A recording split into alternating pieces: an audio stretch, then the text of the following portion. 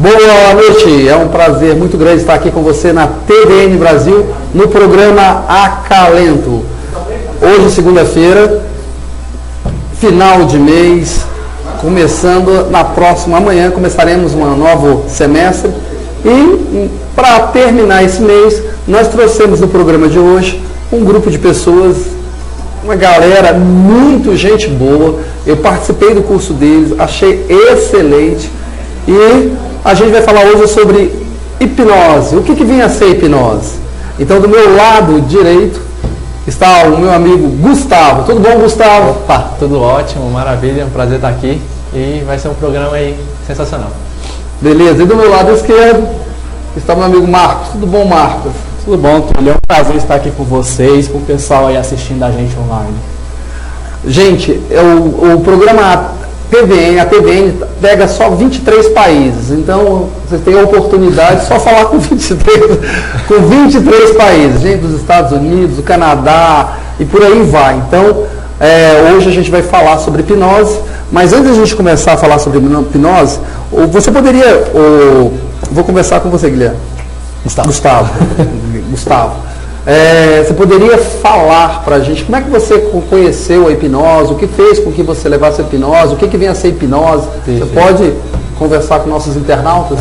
Maravilha.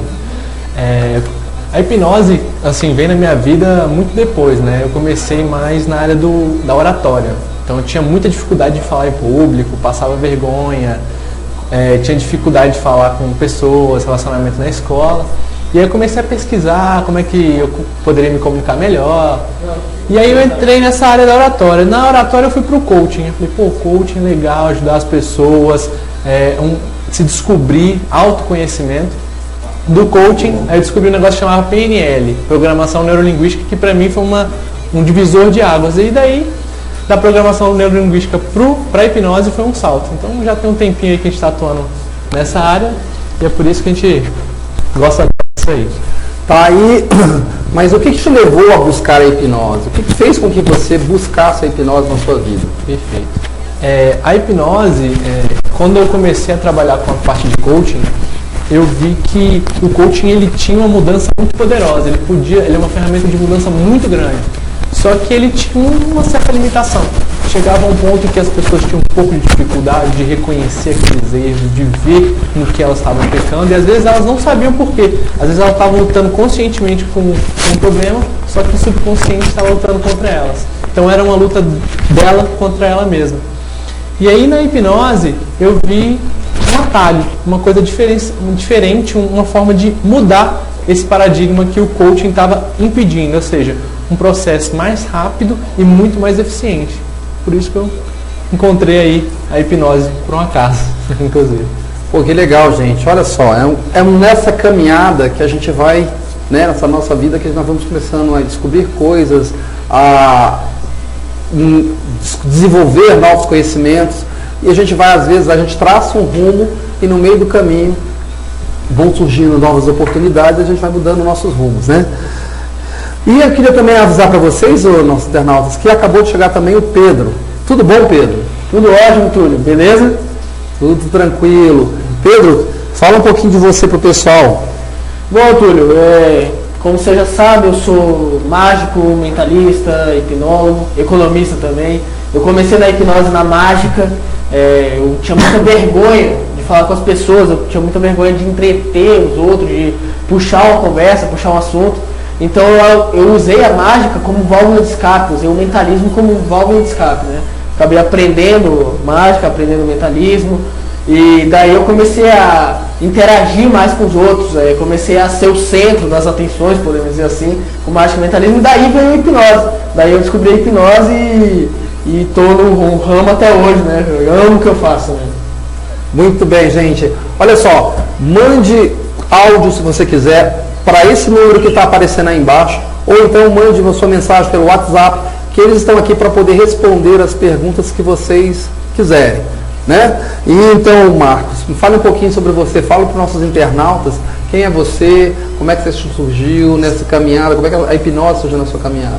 Certo.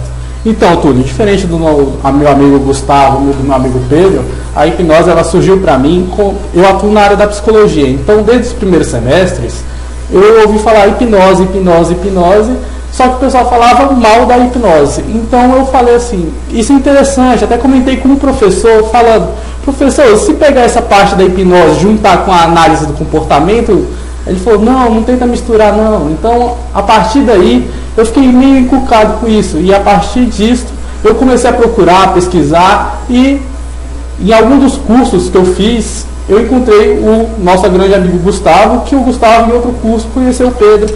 E desde então a gente resolveu montar o Instituto. Porém, a hipnose ela veio para mim, diferente dos dois, foi mais na área de pesquisa da psicologia. Então você tem a hipnose que você pode trabalhar com ela com pesquisa, né, que seria a área de pesquisa, essa área de saúde, e você tem a hipnose que você pode fazer também a parte show, não é isso? Então, vocês poderiam, um de vocês que poderia falar sobre isso, diferenciar para que os nossos internautas possam saber como é que funciona isso, o que vem a ser essa parte relacionada à área de saúde e essa área de vamos dizer, de diversão, alegria? Então, vamos falar sobre isso sim. Aqui no Brasil, a hipnose que é mais divulgada é aquela hipnose de palco, a hipnose de entretenimento, ou seja, onde a gente convida algumas pessoas a experimentar a hipnose, e aquelas que se sentirem mais confortáveis vão ao palco para fazer uma experiência de hipnose, ou seja, elas vão experimentar um pouquinho do que a mente delas é capaz de fazer. Então lá uma coisa que, por exemplo, você não imagina acontecer, esquecer o seu próprio nome. É uma das coisas mais comuns que a gente faz na hipnose de palco. Já devem ter visto muito na TV e também em alguns vídeos, alguém comer uma cebola achando que é uma maçã achando que é uma cebola. Então esse é outro tipo de aplicação aí da hipnose de palco. É uma coisa mais para entreter, uma coisa divertida de se ver, uma coisa que às vezes até a pessoa fala, nossa, isso não é possível de acontecer. Porém, tem um outro lado da hipnose, né? Que não é só o divertimento, é o lado da cura, é o lado do tratamento, que é a hipnoterapia, né?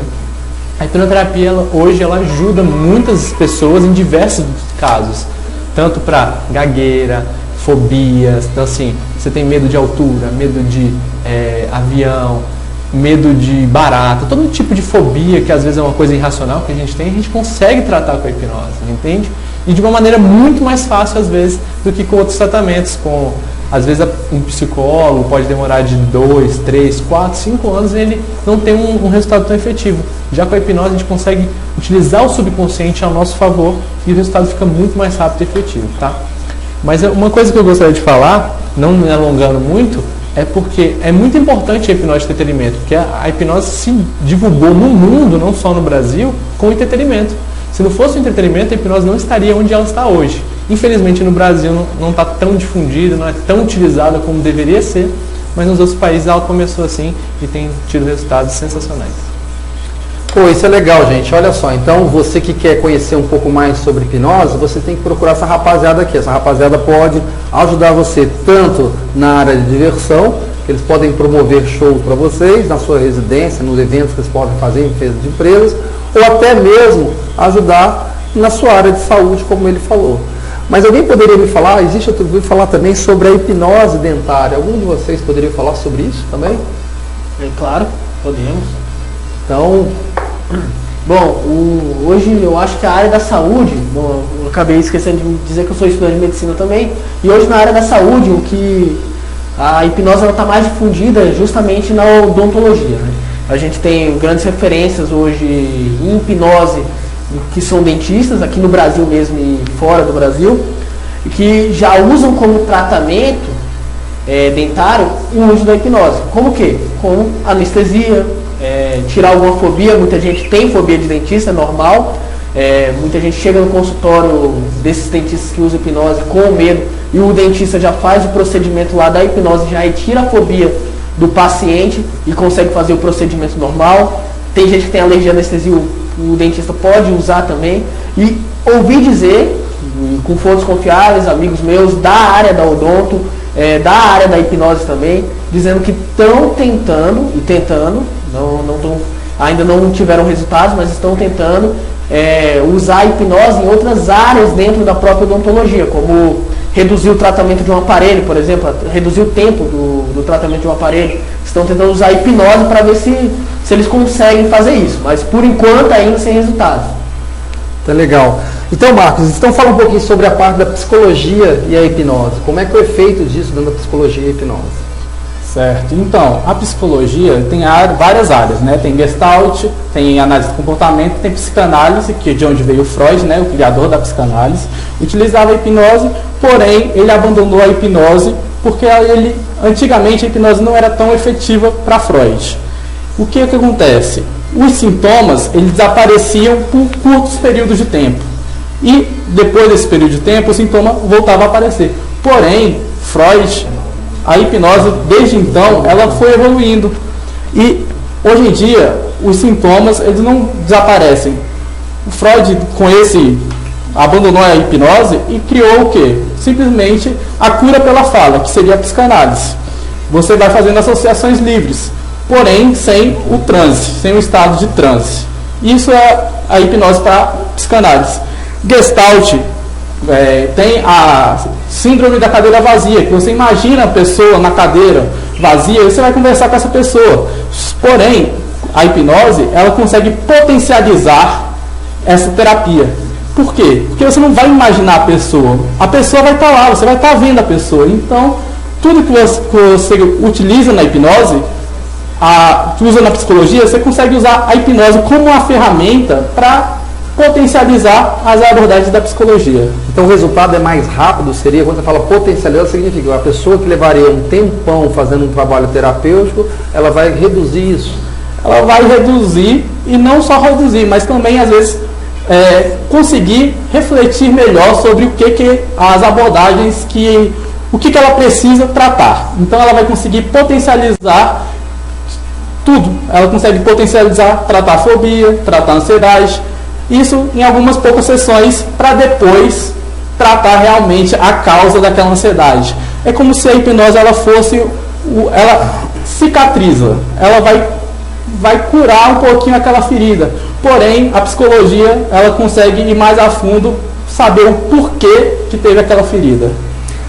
Ok, gente, a gente vai dar um intervalinho rapidinho, de 1 minutinho, para que vocês possam tomar água ou convidar seus amigos para poder assistir o programa aqui na TVN Brasil. Já voltamos com o nosso segundo bloco, falando sobre hipnose.